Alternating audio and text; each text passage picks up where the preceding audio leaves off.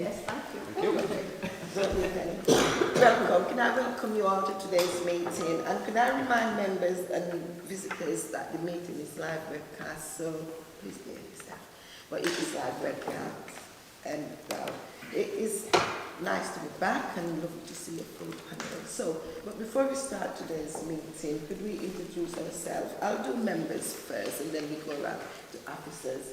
I'm Councillor Taylor and I'm the chair of the Police and Crime Committee. And I'll start on Councillor Lynn Masterman, Deputy Chair. Councillor Brendan Monteith, Calderdale Council. Councillor Jackie Ferguson, Wakefield Council. Councillor Mohammed Sharif Fazal, Calderdale Council. Jo Sykes, Independent Member. Excuse me. Councillor Celia Yates from Bradford Council. Morning, Councillor Nusrat Mohammed, Bradford Council. And Councillor Chris Hayden, Bradford Council. Councillor Anthony Smith from Lindley in Kirklees. Morning, Trevor Lake, Independent Member. Can I now ask officers to introduce themselves? Visitors.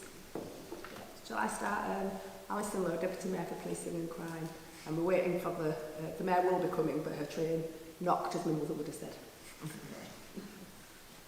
Wendy Stevens, Research and Performance Manager for the Policing and Crime team. Hi, morning. I'm Rob Forrest, Head of Policing and Crime. John Robbins, Chief Constable, West Yorkshire Police.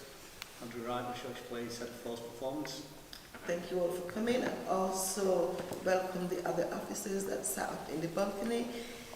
Probably there will be a few speak, so you identify yourselves when you do come down to speak. Thank you. Alison, you point out that you're not well, you're very quiet. Please keep it like that today. Thank you. So, with no further ado, should we start? Item 1. Any apologies? I've had one apologies from Councillor Lawrence. Are there any other apologies? And Councillor Gwen Lowe. Councillor Gwen Lowe. Item 2, minutes, approve of the previous minutes that was held on the 8th of November. Taking all members have read the minutes. I would exempt myself, I wasn't here. Are there anything that you highlighted what shouldn't or should be in the minutes? Can I have someone move the minutes, please? Okay, thank you. Are there anything come from the minutes you'd like to highlight? No? Okay. We'll go to item 3, any urgent items. We haven't had any urgent items today. Number 4, are there any members who'd like to make a declaration of any items on the agenda today? No? Okay. So that will leave me to go on to item 5, performance and member of report. Alison, could I hand over to you, please? Yeah, thank you. Yes, I'm really pleased to well, I don't present it. Wendy wrote it alongside West Yorkshire Police. I'm really happy to answer any questions. I would just highlight the Modern Scrum initiative. Members have asked several times in the past about how West Yorkshire Police deals with fraud with young people, introduces the concept of fraud, and Modern Scrum is the route through which they're helping young people to prevent themselves becoming victims of fraud in years to come. There's a really good illustrative cartoon that the children see in school, and it's a really good piece of work. So apart from that, I'm really happy to answer any questions. Okay. So we have a few questions, Alison. First, I say thank you for the report, Wendy. That was well written, and take it back to where it started. So thank you for that. So the first question is from Anthony. Anthony, please. Good morning, everybody. Thank you, Wendy, for all your hard work. Can I just say it's great to see that the feedback from the panel ends up directly reflected in the reports. You know, we've got some additional stats on crimes in terms of... yeah. I'll pause.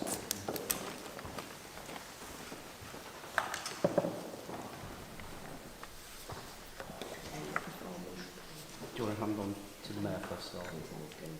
I'll introduce yourself.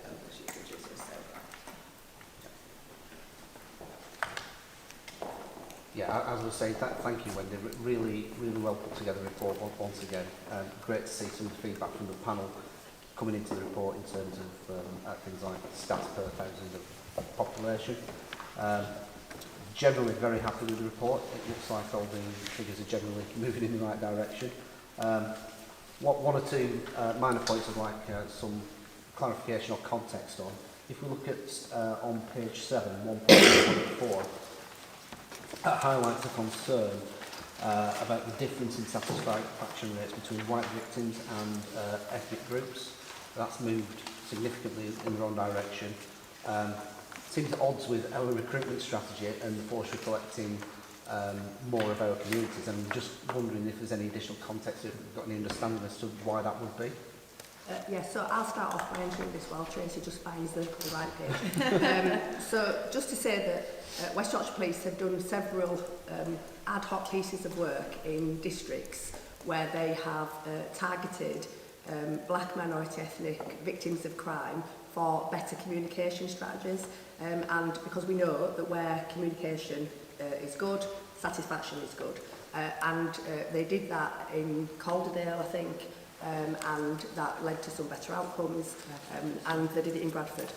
But obviously they haven't been able to sustain that over a longer period of time, and so I think this reflects the fact that that focus on those communities in those two areas has reduced.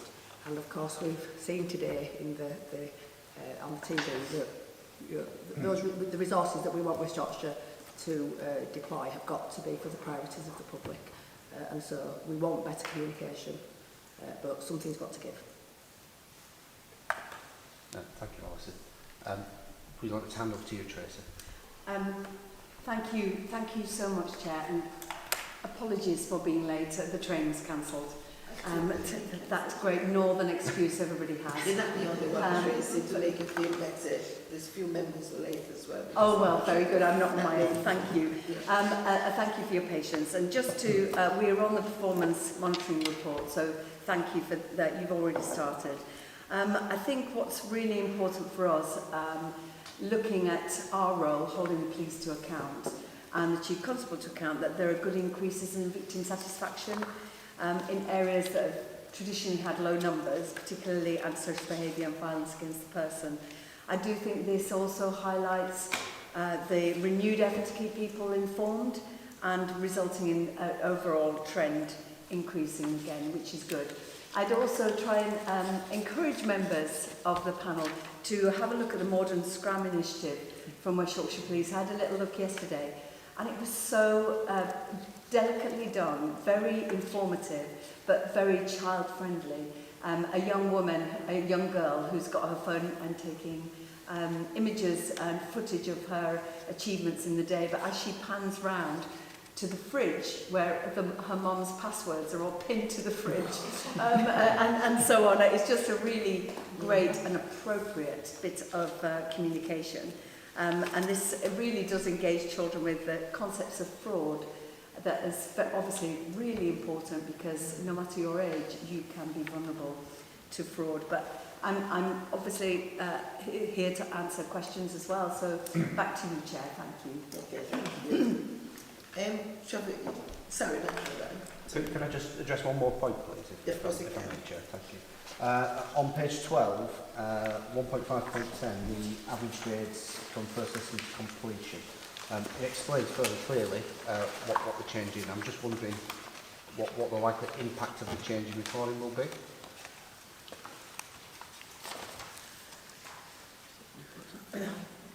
What was the number? 1.5. Oh, yeah. I don't know this. We don't. Alison, do you know this? It's more for the court system. That's right. It's around Yeah. the magistrates' court system. Generally speaking, the magistrates' courts are going in the right direction around their listing dates for trials. So you've heard a lot in the national media around delays. So they're going in the right direction, but the Crown courts are still experiencing some significant delays, which will, as the media reports say, will be going on for years. So it's about swift and early justice, but yeah, it's one for the courts if you don't like to speak to that. Yes. I think it was put in. I put it in here because in the original police and crime plan we had that as one of our measures, and as you know, the panel have asked us when we at the end of the police and crime plan, you know, what was the difference, and we did that document. But this is one where they've changed it in the middle, so we just can't see that difference. But when they're talking about they're taking away what we would call the low-hanging fruit, i.e. those where there's a guilty plea, so it happens suddenly. So you're actually getting a proper picture now of the listings where it's not guilty or no plea, i.e. it's going to go to trial. So it's kind of, it's taken away that big group of what the guilty plea is and giving that proper look at it. But it's something, as the Chief has said, it's for those that are looking into these statistics to make sure that they're getting the proper picture. That's the reason for it. Sorry, it took me a minute to... No, that's okay. Thank you. That answers it. Thank you. Thank you, Chair. Thank you. Trevor? Yeah, thanks, Chair. Just a bit of clarification, please, on 1.3 of the report, particular 1.3.1, rape and serious sexual offences. It's a pretty significantly large increase, year on year of 9% there, and very large disparities across the different areas. Could you just explain a bit more around that, please? Well, I would suggest that rape isn't consistent across areas, and obviously it's populations as well, but maybe Wendy, if you wanted to dig down into those figures for us. Yeah, on the rape and serious sexual offences, they are really, I think Andrew would agree with me here, they are really affected by operations that are happening in districts looking at so non-recent. A third of all rapes are non-recent in West Yorkshire, and obviously there's peaks and troughs, and there's been a lot of non-recent allegations, and so that has a massive impact on the numbers. But you know, there's a combination, I think, of more rapes being committed, more people reporting rape, because rape is something that is often not reported, and then the historic rapes that are now being reported. And we did talk to West Yorkshire Police about this some months ago, and they felt that they thought that the numbers would reduce after a period of time of having set up the unit to manage all those things, and of course it's just been constant. So it's great that those victims are coming forward because they need to get justice, but it's obviously a really sad indictment on what's been happening historically in West Yorkshire. And if I could just add, what is really important is obviously the rising numbers are worrying, but you know, there's reasons for that potentially, but it is the outcomes. We have got to enable victims to get justice, and the second part of that point I think does need flagging, that 63 more victims have received a positive outcome. Now, we don't want anyone to be in this situation, but if we can, whatever we do to try and encourage those positive outcomes and justice, because that's the way that people heal as well, if they get justice for what's happened to them, because if they have to live with something for the rest of their life and that person, that perpetrator has got away with it, it just adds to the trauma. So that's our mission, is to get more justice for victims. Yeah, thanks for that. That helps explain some of the numbers there. The actual numbers of prosecutions I don't think they're picked up in these reports anyway. That's not reported, is it? The change, so the current outcome rate, that's the actual, we report on the change, but we don't report on the number of prosecutions for these. But that is something we're looking at going forward for the new I just metrics. wondered, tying it into your plan, because later on you've got a reference in there, one of the comments I think about from, I think it's on your Voice of the West Yorkshire section, is that there's a very low success rate of prosecutions. Yeah. It might be something that's could be reported back, the sort of progress that's been made in that area. Yeah. I appreciate it's dependent upon other partner organisations, but It's something Yeah. that- And I do think that is a national challenge. It's not just appropriate to West Yorkshire. Okay, thank you. Councillor Ixon. Hello, good morning, panel. Thank you, Chair. My point relates to 2.2.3 and 3.6.1. It's about businesses and cybercrime. So we'd like to congratulate Cyber Protect Officer DC Carter on his national nomination and commendation and wish him well in the National Cyber Awards, and appreciate all he does to protect businesses from cybercrime. Whilst we appreciate the complexities of these investigations in this area, could we have an update on the progress of the WICA survey of businesses with reference to cybercrime, as this has the potential to have such a devastating regional effect, and this is the season really where everyone's relaxing into Christmas and perhaps things get a little lax? Thank you. And this work is underway and was raised with my business board and Mandy Ridyard, my business advisor, so it's underway. But your point is absolutely right. This time of year is people are particularly vulnerable, aren't they?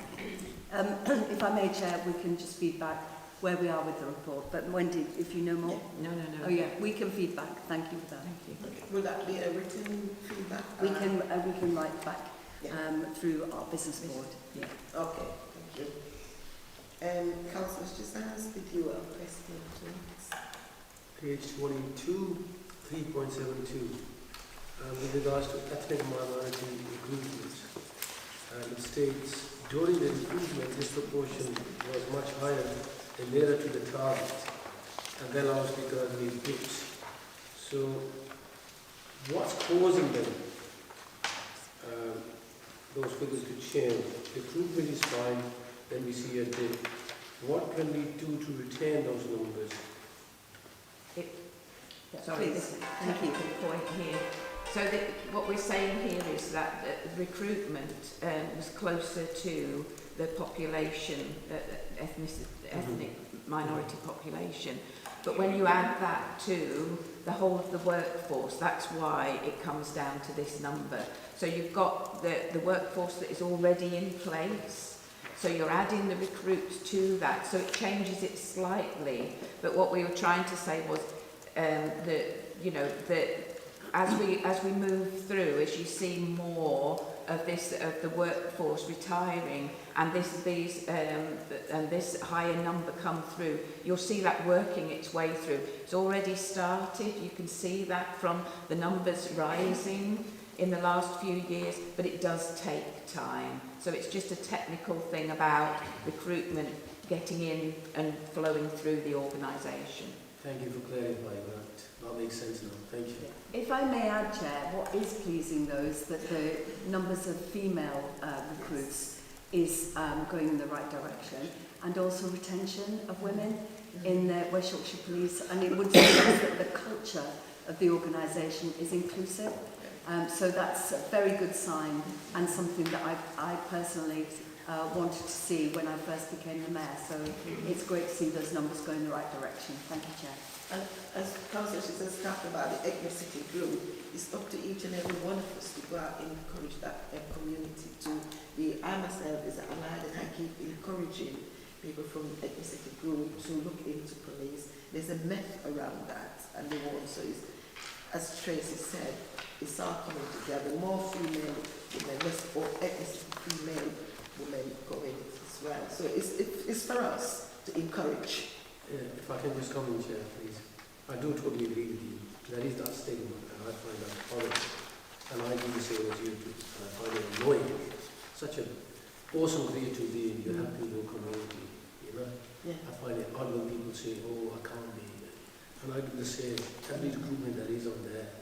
Because I've got friends who are in the police force who retired, and they do a fantastic job. Yeah. Chair, I might just say, just while we're on that table, if you just look at the officer numbers at the top, in sheer numbers from 2019 to 2024, I'm very much looking forward to reporting very soon that we will have doubled the amount of minority ethnic police officers, and in the next couple of years I'll report to the back that we will have doubled the amount of overall employees. So I think that's a commendation and pretty impressive for the people who have been involved in that. And I also think that will also help the community to have a good look at them, because the more ethnicities go in, is a message being sent in. You know, but as a lot of ex-police speak to me, says to me, it was the racism that happened in the police, and that's what discouraged a lot of them. And for some, police always be the bad boys, so it's ways of turning the bad boys into good boys in their eyes. Yeah, but that's What's the magic equation, Chair? just that more ethnicity get in there and come back out with positive comments. That's the way it is. Yeah, okay. So are there any other questions on this item? Yeah? Sorry, it's just in response to the earlier questions about the Red and Serious Sexual Offences statistics. So you'd said there's a lot of historical within there. Is it possible to get the data for just the crimes reported in a particular year, because that tells the picture of what's actually going on now? If we're looking at trying to have policies to reduce this sort of crime taking place, then we need to look at what's actually happened in a given year. Yeah. So maybe, obviously, each year would be different. There could be historic crimes, and it could be over a period of 10 years with different victims. So are you suggesting you'd like to see just what is historic and what is contemporary? I think you don't necessarily want the data of every year, do you? No, it'd be interesting to be able to look at the current picture as well. Okay. I recognise that it's important to measure both, but yeah. if The it's Chief possible to Constable said Yep. it's possible. Yeah, we can. So it's actually the other way around, but I know exactly what you mean. What you're asking is, could we have the data on the offences that have occurred in that year over a historic period of time, which what the Home Office statistics which we report on is offences recorded in the year, which includes the historic. So we can take the offence codes and give you over a period of time offences that have occurred in the year. But again, as we've talked about before about this and other types of crime, that's just part of the narrative, because at that same time we're encouraging people to report. And so it'll give you a statistical answer, but it won't necessarily give you what's happening within society. So that's why we'll look at the same time, we'll look at the National Crime Survey in England and Wales, which tends to give a higher level in the past, not so much here in West Yorkshire, in other forces to give an indicator. But long answer, but yes, we can get that. Brilliant, thank you. Okay, thank you. Then question. Again, thank you for the report. That was very well written, Wendy. Thank you. We'll move on to item 6. Tracy? Yes, thank you. Well, I'm delighted to present my draft police and crime plan. And can I thank the team for the way that they've approached this. It's been an absolute privilege to be re-elected in May as the Mayor and Police and Crime Commissioner, and to be able to have the opportunity to build on, I would like to think, the good work we've done over the last 3 and a bit years. So thank you very much to my team. And the 3 priorities were part of my manifesto commitments to the public last May, and throughout the consultation, the public and partners have overwhelmingly stated that these priorities are important to them. As you can see, that the cross-cutting themes continue, but with the addition of tailored responses for men and boys, and early intervention work with children and young people. The spotlight on serious violence is an area I want to highlight, and this is just the start of the development of a new serious violence strategy to be co-produced with the people of West Yorkshire. Now, the consultation we undertook during the development of this plan was just the start of this engagement, and the public and partners have overwhelmingly expressed support for this spotlight on serious violence. So thank you all for your diligence in helping us and engaging with the police and crime plan, and obviously happy to take any questions. Thank you. Okay, thank you, Tracy. Thanks for that report. Sean, would you like to Yeah, a couple of things, Chair, if I may. Sorry, apologies. The first thing, we're interested as a panel to know how you gather information on who's accessing the report. So things like, does the web address have the ability to count how many people are accessing it? Do we know how many people may read the published report when it's how many is circulated? Just to get an idea, because obviously there's a huge amount of work in here. It demonstrates great commitment to what's needed. How is that used, I suppose, is our question really. That's really helpful, and it's so important that we know exactly who is seeing it, reading it, and you know, where is it disseminated. Now, Sharon is not at the table, but maybe Sharon, you could come and join us and maybe give us some detail on how widely it's spread and how we capture that information. Thank you for the question. So can I just confirm, Joe, are we talking about how people access the draft plan when they were engaged? The actual plan. Yeah. So we're looking at the launch of the police and crime plan currently, and we're looking at how we're going to launch it to different communities and in different ways. And that's because this time the consultation had some really distinct groups and organisations. So we've had a lot of conversations with people around serious violence, with our work with the Violence Reduction Partnership. So we're looking at the moment at a launch at a Violence Reduction Partnership event. But then obviously we've involved lots of children and young people in the plan, so we're wanting to bring them into the launch for an actual event. But then in terms of the format that the plan's going to be in, obviously we'll have the online version which people can access. We'll have hard copies which will be taken out and about through all of the work that we will continue to do next summer. So whilst we'll have a launch on a particular day, there'll be a lot more work out in communities across the districts to launch it at a local level. And that's really been important as part of the consultation, because that's how the consultation on the draft plan has happened. So we've had all these different conversations. So I mean, we've got Andy from our comms team here, but I know that we have a facility to monitor who's checking it out on the online system. But obviously from our perspective, we know that not everybody's got access to online. So we will always have hard copies. There'll be a short version of it that we can deliver. And of course, as we always do, if anybody requests a particular format, and we know we've already got a request in for a format that works for children and young people and for those with learning difficulties as well, so we'll be meeting those requirements. Thank you, and if I could just add, obviously we can't anticipate everything that's coming up either. So when we had the Reclaim the Night event at Greenhead Park in Kirklees, there's opportunities then to have stalls and to have the plan and to speak to people that you might not necessarily have anticipated speaking to at the beginning of the year. So. Thank you. Chair, am I right Yes, to ask him a question? So looking at the detail of the plan, more specifically, and obviously you're given a standard set of requirements nationally in terms of what you're required to put into the plan. One of the things that the panel were interested to know is the Mayor happy that the report, the plan provides sufficient information on how the objectives will be delivered? Yes, I'm content that we're at that point, but obviously further conversations throughout the year will happen. Yeah, please. Yeah, thank you. One of the things that we've put into the plan at Next Steps is all the strategies that have been developed through the Mayor's first term, and we don't want to waste those strategies. Some of them were literally completed in the last quarter of the Mayor's term of office, the first term. And so these are the delivery mechanisms through which we will hopefully, together with partners, deliver the ambition of this current plan.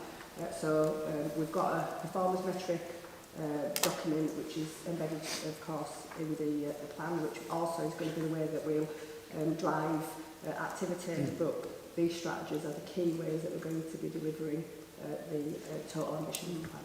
So members of the public or other interested parties who are reading the plan can then access the strategies to see what the delivery elements of them are, to actually see what difference it makes to people. So each of the plans have got, have got delivery implementation plans sitting under.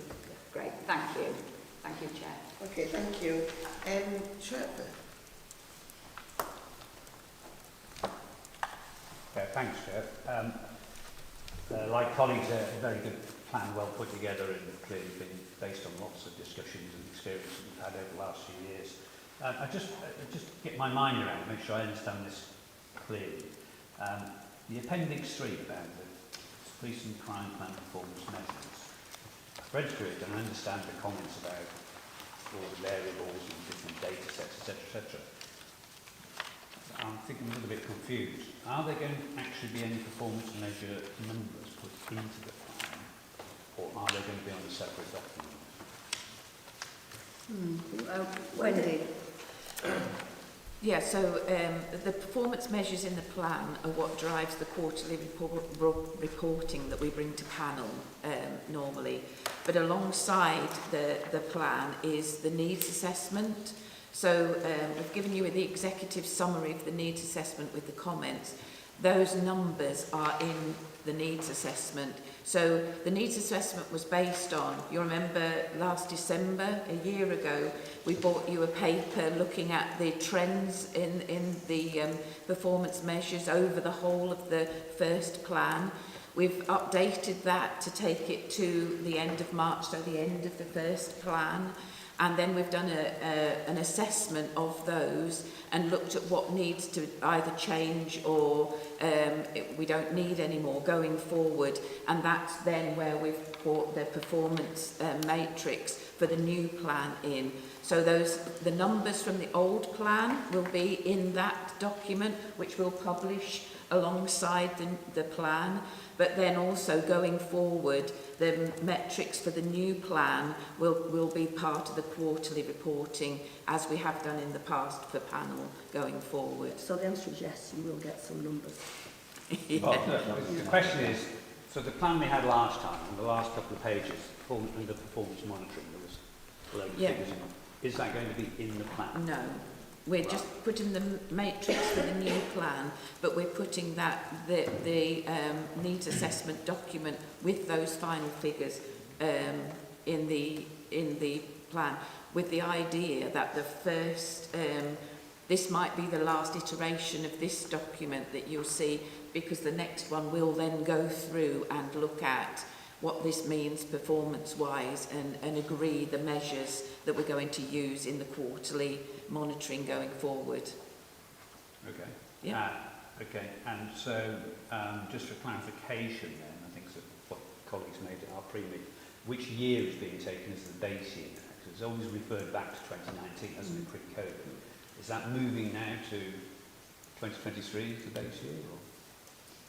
I think, I don't know what the end... Is that something you're going to work out? Yeah. I mean, we can agree whatever we like, but obviously nationally, I think that we should NPCC be, will always... we need to be in a line, don't we? Yeah. Yeah, I think that'll be open for discussion. That 2019 year came out of the last government's agendas around, say, street crime and neighbourhood crime. I think it's been accepted that it's a kind of pre-COVID baseline, because anything after that has been affected in different ways. So I don't think the NPCC or anybody nationally actually sets a baseline. I think that's just been a continuation of an accepted year in the last decade as to where things go, and the current government might have different views around what they set their baseline of 10-year missions. But this plan obviously starts in 2024, this year, and it's the mayor's most recent election, because this is the promises for the next 4 years.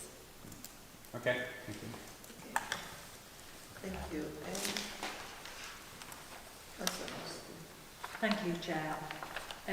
Appendix 2 on page 21, it provides information on commissioning and the principles for commissioning. There's no inclusion of the crime and disorder reduction grants, which the Mayor makes. Can I ask that going forward these are still going to be available? You want to ask Julia? Yeah, Julia, sorry, you're not at the table, but I wonder if you could just bob down. Thank you.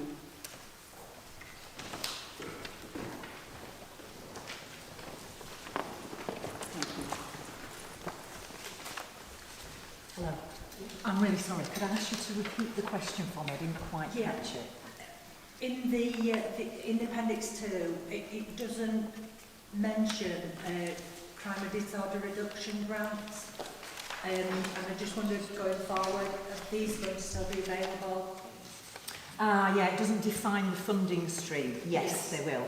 So they're defined on our website. We have that as kind of a transparent piece of information with regards to those crime and disorder grants, and there's the ones that the Mayor works with and awards to community safety partners. We're doing a whole host of work with our community safety partners at the moment to make sure that how we're defining the use of that funding going forward for their districts aligns to the Mayor's new police and crime plan. We can certainly, the graphic that you're seeing within the plan is just to give a very simple graphic. The commissioning strategy that sits behind that does clearly define each of those funding streams, and fingers crossed we get more funding streams announced for the term of this plan as well, but it will be very clearly defined. I can give you that reassurance. Okay. If I may say, Chair, that my steer to the team was it needs to be as simple and as high level as possible so it is accessible to all, the public. So anybody that picked it up could actually understand it. So just to reassure you that there is a huge amount of work that underpins everything that you see in this. So very happy to, as Julia says, to share more detail if necessary. Thanks for clarifying that. Thank you, Chair. Thank you. Are there any other questions on the those members? Thanks, Chair. Yeah, sorry, just a detail one from my understanding actually. So on Appendix 2, needs assessment executive summary, just scrolling right down to section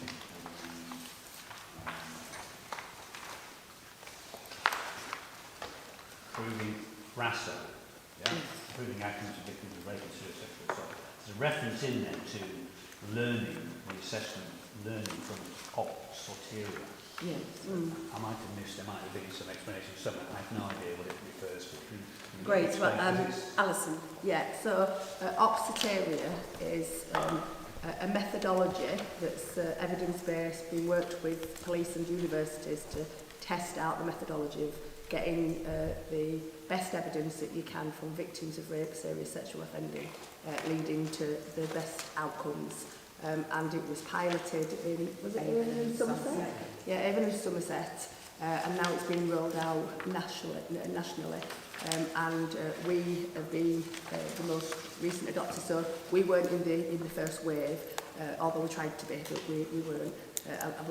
But I think we're now 2 years into Oxiteria here in West Yorkshire, and the Women's Safety Unit, which the Mayor's just refunded, of course, they're supporting the lessons that Oxiteria has given police, and they're ensuring that West Yorkshire Police consistently applies those lessons and that learning, and of course it's constantly evaluated by the academic partners. Great, thank you. Thank you. Thank you. There's no more questions. So thank you again for this report. Item 7. Mayor response to any issues. Super, thank you so much, Chair. So the first item is a precept consultation. I'm happy to share we launched our online precept survey on the 5th of December, and it's open until the 17th of January 25. All of our preparation work for the precept was informed by a diverse focus group of 16 people, as well as our discussions so far with the panel, and you've been incredibly helpful with our thinking around the precept. We're currently scheduling our in-person consultation opportunities, and we will be able to share more details soon. But since the 5th of December, we've already had 318 responses online, which is very good engagement given the time of year and so on. But hopefully the panel will see that we picked up your recommendations as well by certainly issuing earlier to get more engagement. Thank you. Lovely, thank you. We will, is members okay? Yeah? Members. So I'm just pausing there, Chair, for any comments on precept. Yeah. Are there any comments? Just to recognise what Tracy said, and thank you for taking on board the feedback from the panel in respect to the precept conversations and time. Thank you. Any other? I myself totally agree with councillors. Thank you. As I always say, Chair, it's a team sport. Teamwork. Thanks, Tracy. Item 8, public. Just before we move on, Chair, would you be happy if I just told the panel about the extraordinary con that we held at the 26th of November? Of course you can. It was a really good engagement with the public, and the first item was the serious disorder in Hare Hills over the summer. The Deputy Mayor and I asked questions to the Chief Constable on behalf of the community, and these questions were taken from conversations with the community, focusing on the incident response and the force's work to engage young people, its communication strategy, recruitment, bail conditions, availability of translators, and social media. And it was really pleasing that there was nothing but praise for those community activists and councillors who stepped up and helped calm what was an incredibly complex and difficult situation, because as we all know, without them the outcomes could have been very different. At that extraordinary con, we also asked questions about hate crime, what types of offences are increasing, how the force is tackling antisocial behaviour, challenges arising from changes to legislation around dangerous dogs, stop and search, including the use of handcuffs and adult safeguarding in particular, how we can shorten the time taken to put in place stalking protection orders, which was something that we focused on, I think, in the last panel we discussed. It was a really good comment. It is available if any of the panel didn't see it and want to see it. So I want to thank the Chief Constable for being part of it, because it really helps with our mission to be the most transparent police force in the country, and to be able to be that conduit from the public to the police, and to engage really directly with the concerns of our community. Thank you, Chair. Thank you. I think you did a really brilliant job in community areas during the riot, and also not just the police have done a brilliant job. And we go back against getting bail into police. That's to show that there's a lot of them in that community. They could look at that precinct. I could do more for my community and look further. So I myself, I thank the police before, but I want to thank them again for the work they've done and how they handled the situation. And I think they did the best they could.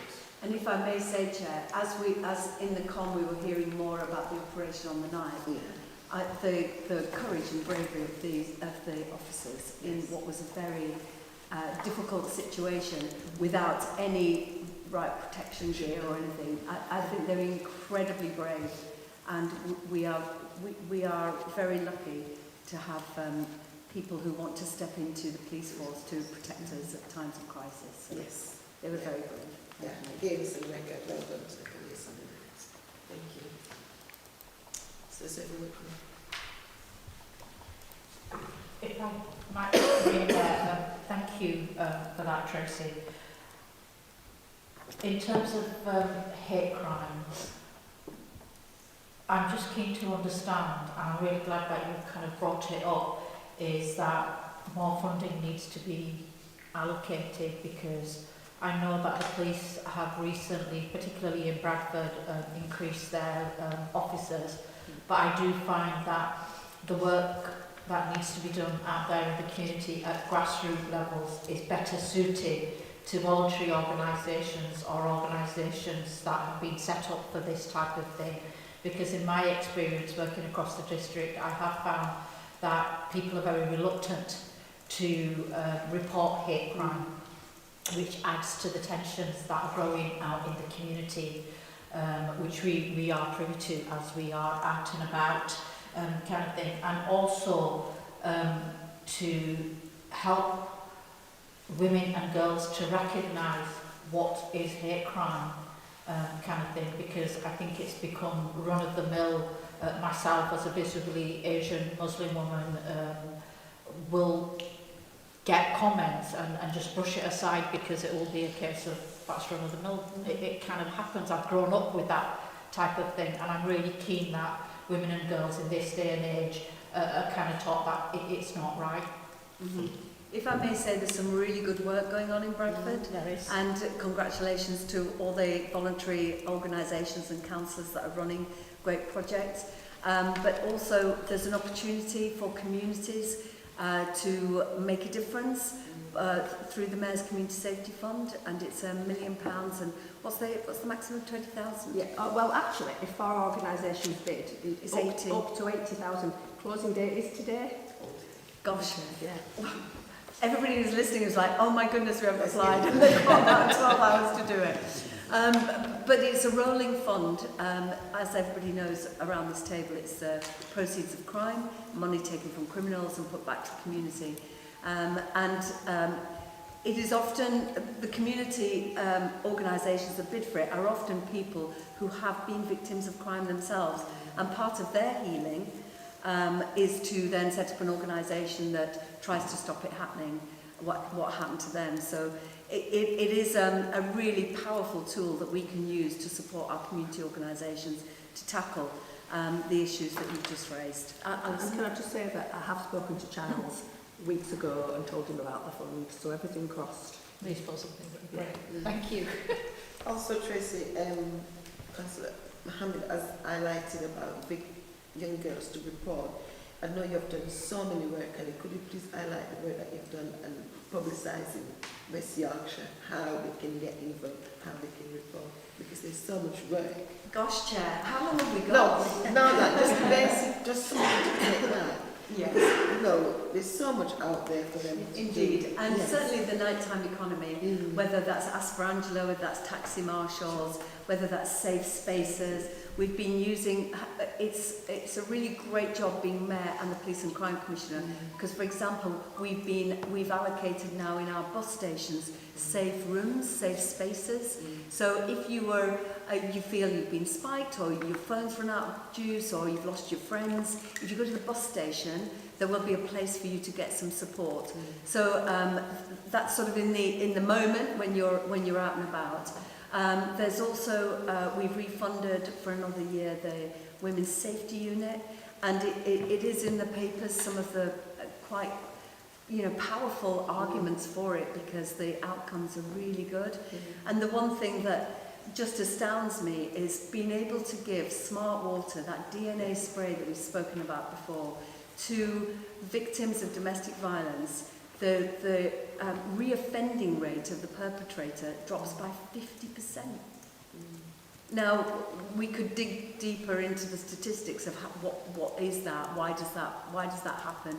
But if we're getting those sorts of outcomes for quite innovative initiatives, I think we just have we have a great opportunity in the next 4 years to pick up on anything and be brave and just pilot stuff that's gonna work. And our male behaviour change video, Just Don't, is still out there.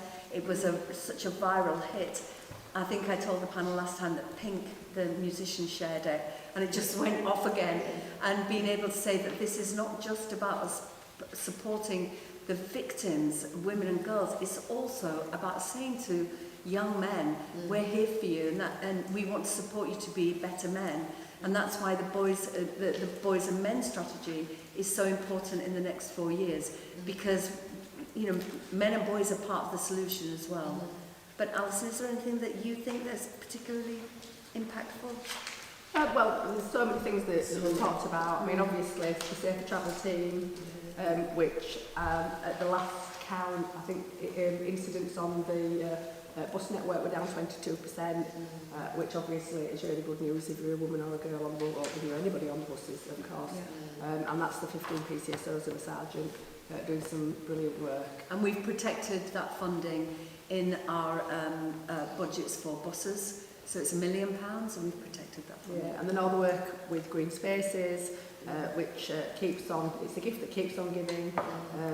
We're at Leeds University, who did the original research and helped us with the design guidance, which has now gone not just to local authorities in England and Wales, but it's gone beyond to local authorities in Europe and possibly wider than that, we don't know.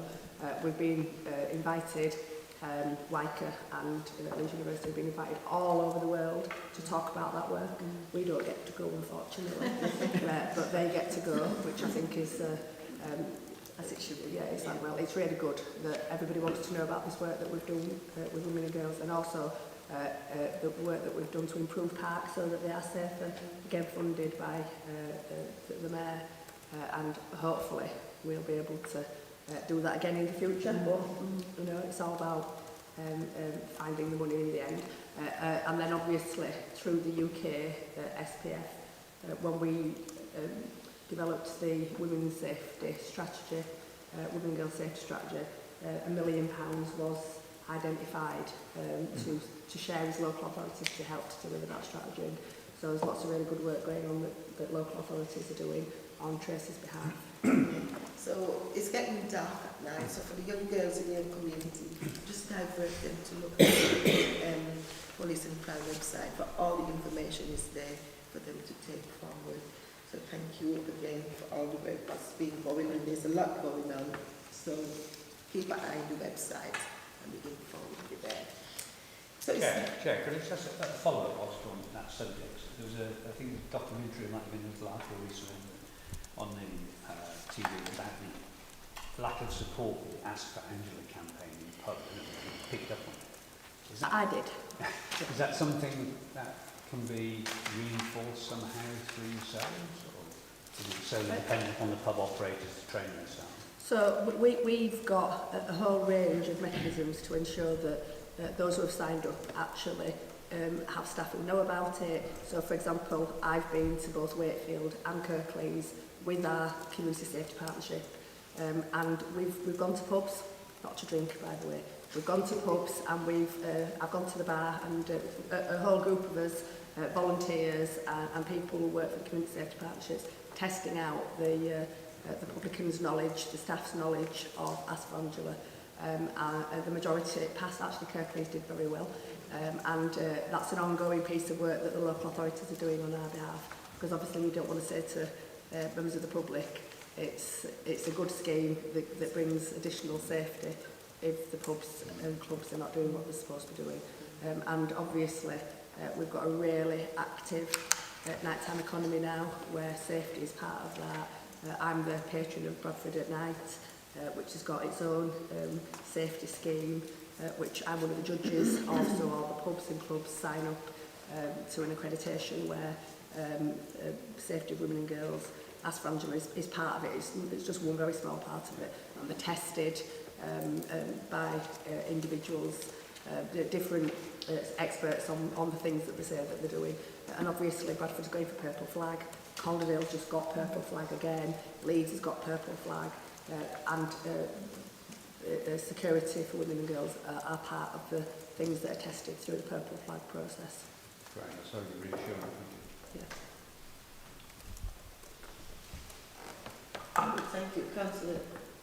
Hi, it's just a tiny thing but related to the nighttime safety, the practical tiny things that we can do. I wonder if there's been any movement around asking publicans to use the covers on glasses in relation to spiking drinks. I wonder if that's relevant to this discussion. It's the tiny practical things that can make a difference. I think there are some venues that offer them, and it's for the individual then to use them. Yeah. But the advice is always see your drink being poured and never leave your drink when you go to the toilet. But you know, we encourage. I know the police do a programme on that, don't they, on spiking?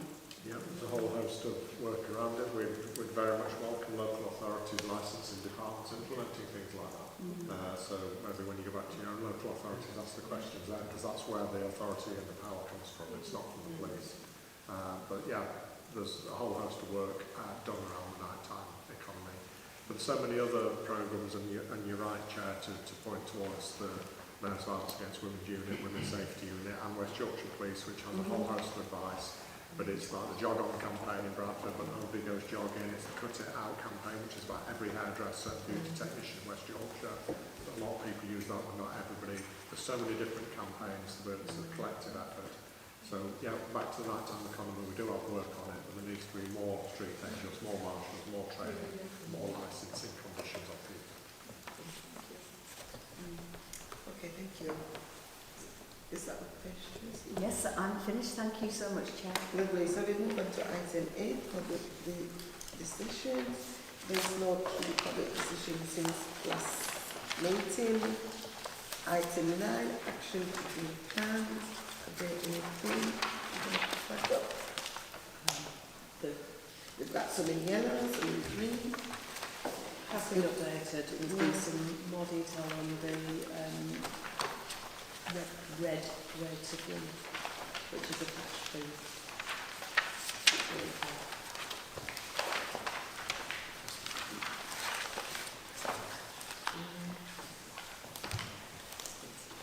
It's been circulated. So our members happy with the way this is going so far.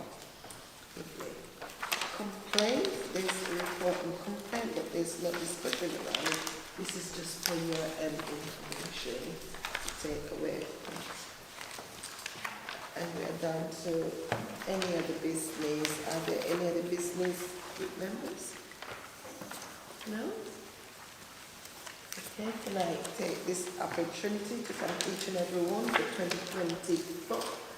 And this is the last one for the month of here, and so far it's been good. Tracy, Alison, and Wendy, thank you for the work you're doing so far in 2023. And also I'd like to thank Sam and the team and my party members who has been contributed. So just leave me to say have a lovely Christmas, Happy New Year. We are just talking about spikings. Careful of what you put inside. Have as many spikes as you want. But when you're going outside, just be careful of the fluid. Plenty of water is around. So have a lovely time and look forward to continue